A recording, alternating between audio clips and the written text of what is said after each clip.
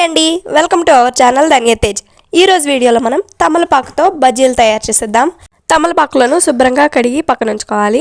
మీరు కావాలంటే ఒక్కొక్క తమలపాకును 2 పీసులుగా నిలువుగా కట్ చేసుకోవచ్చు.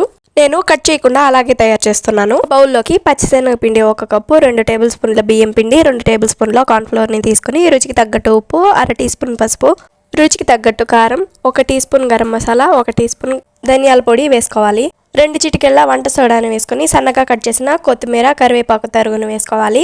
1 టీ స్పూన్ జీలకర్ర, 1 టీ స్పూన్ వాము, కచ్చాపచ్చాగా దంచిన అల్లం వెల్లుల్లి పేస్ట్ వేసుకొని 1 గుడ్డును పగలగొట్టుకొని వేసుకొని కొద్దిగా నీళ్ళను వేసుకుంటూ బజ్జీలు వేసుకోవడానికి అనువుగా పిండిని కలుపుకోవాలి. కలుపుకున్న పిండి మిశ్రమంలోకి వీడియోలో చూపిస్తున్న విధంగా తమలపాకులను ముంచుకొని హై ఫ్లేమ్లో బాగా వేడి చేసిన నూనెలో వేసుకొని వేయించుకోవాలి. ఈ బజ్జీలు అయితే వేగుతూ ఉన్నప్పుడు తమలపాకు మంచి వాసన వస్తుంది.